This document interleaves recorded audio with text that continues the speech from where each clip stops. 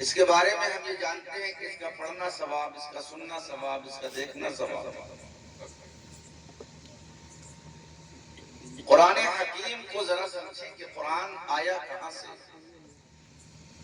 اور یہ قرآن کیسے ہم تک پہنچا ہے۔ ہمارے گھروں کے طاق میں سجا ہوا یہ 30 پاروں کا کلام، یہ کوئی معمولی شے نہیں ہے میرے عزیز، ہم نے اسے سمجھا نہیں۔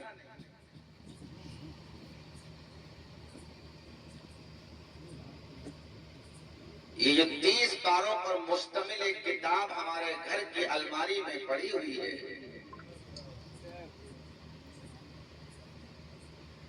کبھی آپ اس کا شجرہ پڑھیے کہ یہ ہم تک کیسے پہنچا گیا اور اس میں کیسے کیسے اسرار اور رموز موجود ہیں۔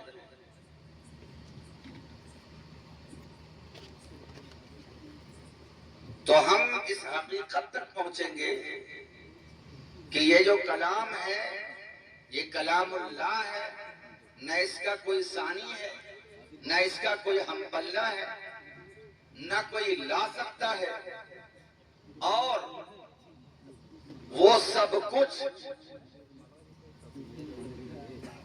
جس کی ہمیں ضرورت ہے وہ اس کے اندر موجود ہے۔ بے شک سبحان اللہ۔ اللہ نے قرآن زمین پر جب بھیجا تو اس کس طرح اہتمام فرمایا۔ آپ یہ دیکھیں کہ 1,24,000 کم و بیش انبیاء کرام تشریف لائے اور ان پر صحیفے بھی نازل کیے گئے۔ ان پر نازل شدہ کوئی بھی کتاب آج برقرار نہیں ہے۔ ان کے ماننے والوں ہی نے تبدیل کر دی۔ آسمانی کوئی صحیفہ اپنی اصل حالت پر آج موجود نہیں ہے۔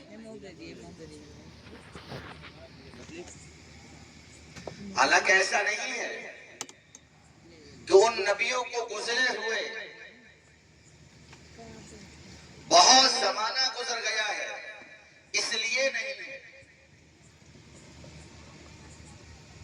میرے پیارے، ایسا نہیں ہے کہ ان نبیوں کو گزرے ہوئے بہت زمانہ گزر گیا اس لیے وہ کتابیں ختم ہو گئی، نہیں۔ ہم اپنے آقا اور انبیاء کرام کی فہرست کی آخری کڑی حضرت عیسیٰ علیہ السلام کا اگر جو دور دیکھیں، حضرت عیسیٰ کے بعد کوئی نبی نہیں، اس کے بعد مصطفیٰ جان رحمت ہے۔ اس بیچ میں 500 سال کا زمانہ گزرا، ایسا نہیں 2 4 10 20 ہزار سال کا زمانہ گزر گیا اور کتابیں ختم ہو گئی، ایسا نہیں ہے میرے عزیز۔ یہ حضرت عیسیٰ علیہ السلام اور مصطفیٰ کے درمیان جو انبیاء کی خلا ہے کہ کوئی نبی نہیں آیا، کوئی رسول نہیں آیا اس زمانے میں، کوئی کتاب نازل نہیں ہوئی، یہ صرف 570 سال کا زمانہ ہے۔ آپ دیکھیں اس 570 سال کے زمانے میں حضرت عیسیٰ پہ نازل ہونے والی کتاب، حضرت موسیٰ پہ نازل ہونے والی کتاب، حضرت داؤد و زکریا اور یحییٰ پر نازل ہونے والے صحیفے سب کے سب ختم ہو گئے زمین سے۔ یا تو ان میں تبدیلی کر دی گئی، یا تو مٹا دیا گیا، یا اپنی منمانی عبارتیں اس میں لکھ دی گئی۔ زمانہ کتنا گزرا ہے؟ صرف 570 سال گزرے، جس زمانے میں کوئی نبی نہیں آیا۔ ساری کتابیں منہدم کر دی گئی، ختم کر دی گئی، مٹا دی گئی، عبارتیں اپنے منمانی کر دی گئی۔ پھر قرآن آیا، پھر مصطفیٰ تشریف لائے۔ قرآن کو آئے ہوئے 1400 سال کا زمانہ گزرا۔ آپ اندازہ کریں 1400 سال گزرے ہیں. ان 1400 سالوں میں جو قرآن اور جس لحاظ سے، جس ترتیب سے مصطفیٰ پہ نازل ہوا تھا، جس قرت کے ساتھ نازل ہوا تھا، وہ قرت بھی اللہ تبارک و تعالیٰ نے محفوظ فرما دی. بے شک سبحان اللہ. نعرہ تکبیر، نعرہ رسالت، عظمت قرآن، شان قرآن، علماء اہل سنت، نعرہ تکبیر، نعرہ رسالت. سبحان اللہ. غور سے سنیں میرے پیارے، قرآن ہم تک کیسے پہنچا. یہ کتاب جو ہمارے گھروں میں رکھی ہوئی ہے، یہ اللہ کا کلام ہے. اگر ہمیں اس پر دلیل نہیں بھی معلوم، پھر بھی یہ ہمارا عقیدہ ہے کہ یہ اللہ کا کلام ہے. کیونکہ دنیا کی کوئی ایسی کتاب نہیں ہے جس کتاب کی یہ گارنٹی ہو کہ ذالک الکتاب لا ریب فیہ. کتنا بڑا سائنسداں ہو یا وہ کسی بھی ٹاپک پہ کتاب لکھنے والا ہو، جب اس کا فرسٹ ایڈیشن چھپتا ہے تو باضابطہ اس پہ نوٹ لکھا جاتا ہے. علماء کی جماعت میں پہنچنے سے پہلے یا جس فیلڈ کی وہ کتاب ہے، اس فیلڈ کے ماہرین تک وہ کتاب پہنچائی جاتی ہے تو لکھنے والا ایک نوٹ لکھتا ہے کہ اگر اس کتاب میں کوئی کمی و بیشی ہو تو آپ اپنی رائے سے ہمیں ضرور مطلع کریں. یہ دنیا داروں کی کتابیں ہیں، لیکن اللہ کی کتاب کے آخر میں نہیں، اللہ کی کتاب کے شروع میں لکھا ہوا ہے یہ تمہارے ذہنوں کی وسعتوں سے بہت اوپر ہے. بلاغت و فصاحت جو تمہارے ذہن کی وسعت ہے، یہ اس سے بہت اوپر ہے. جہاں تک تم رائٹ اور رانگ کیا کرتے ہو، اس رائٹ اور رانگ سے بہت اوپر ہے.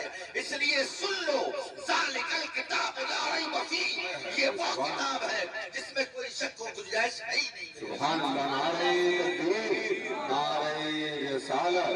سبحان اللہ.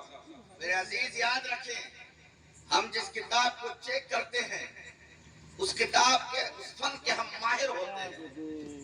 آپ نے نعت کا کوئی دیوان لکھا تو کسی مقرر کو چیک کرنے نہیں دیں گے، آپ کسی عمدہ شاعر کو دیں گے. سمجھ رہے؟ جو ماہر ہو اس فن کا، وہ پھر چیک کرے گا آپ کا دیوان. اگر آپ نے قرآن کی تفسیر پہ کچھ لکھا ہوا ہے تو آپ کسی عالم دین کو دیں گے. اگر آپ کا بچہ قاری ہے تو کسی قاری کو بلا کے اس کا امتحان لیا جائے گا. عزیزان ملت اسلامیہ، یہ قرآن ایسی کتاب ہے کہ آپ اسے چیک کریں، اس معیار کے آپ نہیں ہیں.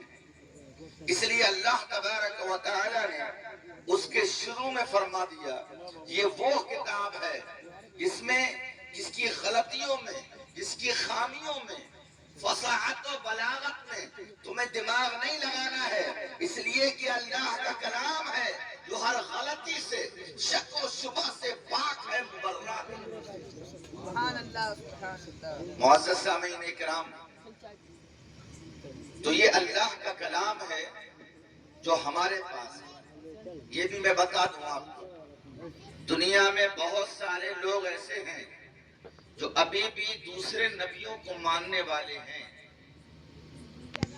حضرت موسیٰ علیہ السلام کے ماننے والے. آپ دیکھیں، یہود و نصارہ کی جماعتیں ابھی موجود ہیں، لیکن یاد رکھیں یہ فقط امت محمدیہ کا اعجاز ہے کہ ان کے پاس اللہ کا کلام موجود ہے، ورنہ کسی کے پاس نہیں. دنیا کی کوئی ایسی قوم نہیں ہے جو یہ دعویٰ کر سکے کہ یہ ہماری مذہبی کتاب ہے، آؤ اسے پڑھو اور اس میں غلطی نکالو، آؤ اسے پڑھو، اسے سمجھو، اس میں غلطی نکالو. قوم مسلم فقط یہ آنکھ بند کر کے کہہ سکتی ہے آؤ دنیا کی ساری جماعتیں مل جاؤ، آؤ دنیا کے تمام مذاہب مل جاؤ، اپنے ساتھ جن اور انسانوں کو بھی شریک کر لو، اور اس کے بعد اپنا دماغ لگاؤ اور قرآن میں کہیں غلطی نکال دو. یقین جانو دنیا سکتی ہے لیکن قرآن حکیم کے اندر ذرہ برابر شک و شبہ نہیں نکال سکتی. سبحان اللہ سبحان اللہ. نعرہ تکبیر، نعرہ رسالت. اس کے نزول کا انداز بھی نرالا ہے کہ جہاں اسے برقرار رکھا جائے وہ لوح محفوظ ہے. جس رات میں اتارا جائے وہ رات 1000